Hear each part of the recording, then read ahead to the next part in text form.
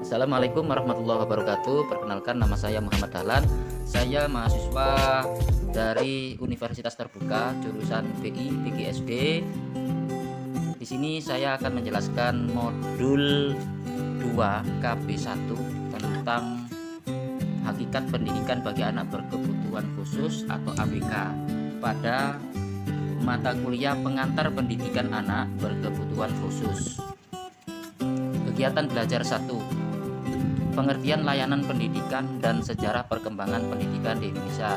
Tapi sebelum itu saya akan menjelaskan tujuan daripada KB1. Yang pertama adalah menjelaskan pengertian layanan pendidikan bagi ABK.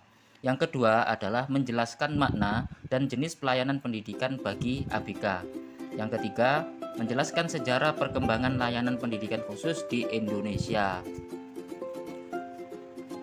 Makna dan jenis pelayanan pendidikan bagi ABK, anak berkebutuhan khusus. Yang pertama adalah makna pelayanan pendidikan.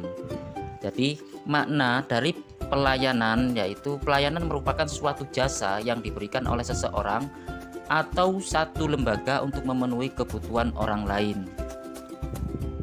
Pelayanan bagi ABK dalam pendidikan adalah jasa yang diberikan yang berkaitan dengan pemenuhan kebutuhan ABK sehingga ABK tersebut dapat mengembangkan potensinya. Kebutuhan tersebut terdiri dari kebutuhan kesehatan dan fisik yang meliputi atau berkaitan dengan koordinasi gerakan anggota tubuh dan berbagai jenis gangguan kesehatan. Yang kedua adalah layanan pendidikan yang berkaitan dengan kebutuhan emosional sosial, seperti kebutuhan yang berkaitan dengan konsep diri, penyesuaian diri dengan lingkungan atau masyarakat sekitar. Yang ketiga adalah layanan pendidikan yang memang berkaitan langsung dengan kebutuhan pendidikan, yang merupakan kebutuhan terbesar para penyandang kelainan, yang melibatkan ahli pendidikan dari berbagai bidang dan psikolog. Sejarah perkembangan layanan pendidikan khusus. Keberadaan para penyandang kelainan dapat ditandai sejak zaman purba yang masih primitif sampai zaman yang paling mutakhir yang ditandai dengan kecanggihan teknologi. Pada awalnya, perlakuan terhadap para penyandang kelainan sangat menyedihkan oleh karena pengaruh mistik dan berbagai kepercayaan.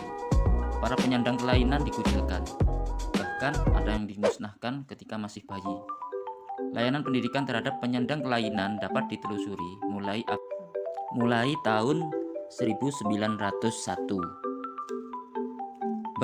Kota Bandung merupakan kota pertama yang menyediakan layanan pendidikan bagi ABK. Perintisan ini memberikan dampak positif bagi layanan pendidikan ABK karena sejak itu perhatian kepada ABK mulai meningkat. Kemudian pada Proklamasi Kemerdekaan Indonesia pada 17 Agustus 1945, pelayanan pendidikan terhadap ABK ini semakin meningkat. Hal ini sejalan dengan pasal 31 Undang-Undang Dasar 1945 yang menetapkan bahwa setiap anak berhak mendapatkan pendidikan sesuai jenis kelainan yang disandangnya. Sejalan dengan peraturan tersebut, SLB sekolah luar biasa ini dibedakan menjadi SLBA. Nah, ini adalah untuk anak tunanetra. Kemudian ada SLBB. Ini untuk anak tunarungu. Kemudian juga ada SLBC. Ini dikhususkan untuk anak tunagrahita. Kemudian ada SLBD untuk anak tunadaksa dan SLBE untuk anak tunalaras. Selain itu juga untuk anak yang berbakat ini juga dibuka namanya SLBF. Namun kemudian mereka lebih banyak bersekolah di sekolah unggulan. Dan untuk tunaganda juga disediakan namanya adalah SLBG. Nah, terkait dengan peraturan yang dikeluarkan oleh pemerintah tersebut, pemerintah mendirikan beberapa SLB negeri, bahkan mendirikan SLB pembina tingkat provinsi dan SLB pembina tingkat nasional.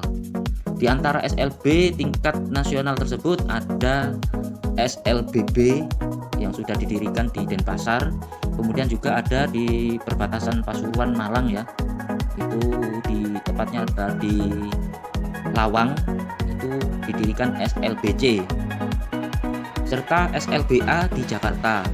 Nah, pemerintah selain itu juga mendirikan sekolah terpadu.